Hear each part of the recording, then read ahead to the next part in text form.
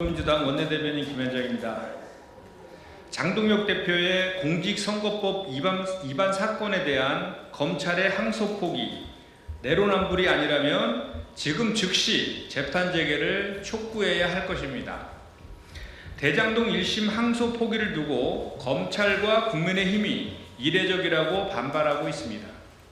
그러나 장동혁 대표는 지난 총선 당시 재산 3천만 원을 축소 신고한 혐의로 지난해 10월 기소됐고 검찰은 당선 무효형인 벌금 100만 원을 구형했습니다. 이에 대해 1심 재판부는 이를 무죄로 판단했고 검찰은 이내 항소를 포기했습니다.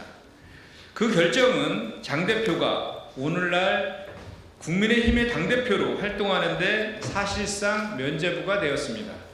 그런데 검찰은 죽었다며 비난하고 있는 검찰의 선택적 항소 포기는 한두 번이 아닙니다.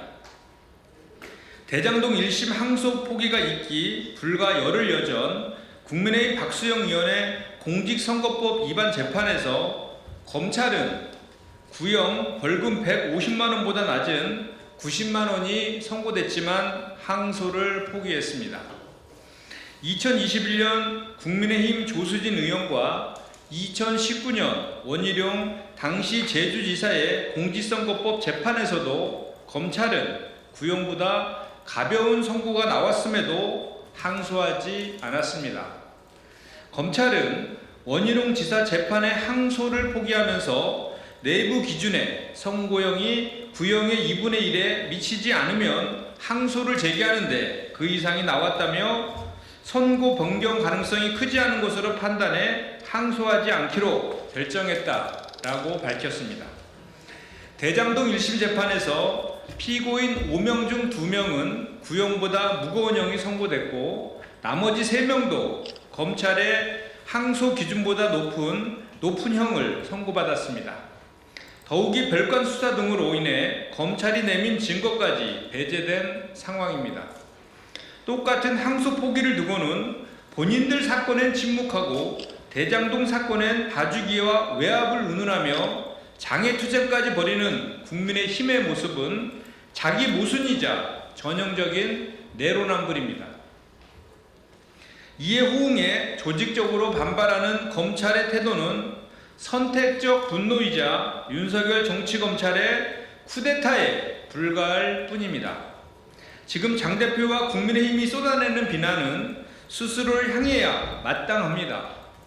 그들 스스로가 피고인이었던 공직선거법 재판에 항소 포기한 검찰에 대해서는 왜 모두들 침묵하고 있습니까? 오늘 장동혁 대표는 검찰청 예규에 의하면 전부 무죄든 일부 무죄든 이유 무죄든 모든 무죄 판결에 대해서는 항소를 하도록 돼 있다고 목소리를 높였습니다. 장동혁 대표에게 언론 일치를 요구합니다. 지금 바로 법원에 본인의 공직선거법 위반 사건에 대한 재판을 재개하라고 촉구하십시오. 그래야 마땅할 것입니다. 조작수사 피의자들의 집단 항명은 검사 신분증을 방패 삼아 국가 시스템을 조롱하는 국기문란 행위입니다. 대장동 조작수사 혐의의 핵심 당사자인 검사들이 항명하며 집단행동에 나섰습니다. 이는 수사받고 처벌받아야 할 자들이 대래 검사 신분증을 방패 삼아 국가 시스템을 조롱하는 국기문란 사태를 일으키고 있습니다. 유동규 진술회유 및 조작 혐의로 피고인석에 서야 할 김영석 검사가 진실이 죽었다고 절규하고 정영학 엑스파일 증거조작 혐의로 수사받아야 할 홍상철 검사가 허위 증언을 운운합니다. 모두 윤석열 정권 당시 꾸려진 대장동 2차 수사팀의 핵심 일원들입니다. 이들이 항소 제기가 만장일치였다고 주장하는 것 또한 1차 수사팀 정용환 부장검사가 1차 팀은 철저히 배제됐다고 직접 밝히면서 새빨간 거짓말이었음이 만천하에 드러났습니다.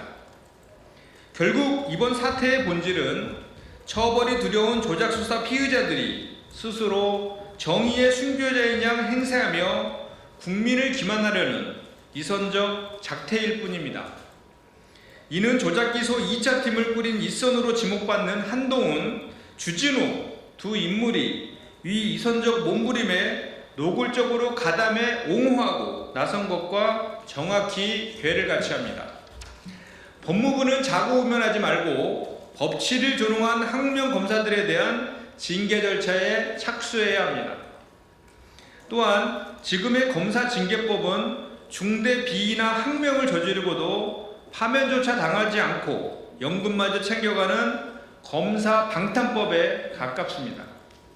더불어민주당은 검사 징계법을 개정하거나 폐지해 이러한 특권을 없애고 모든 공무원과 동일하게 국가공무원법의 엄중한 심판을 받도록 할 것입니다. 이상입니다.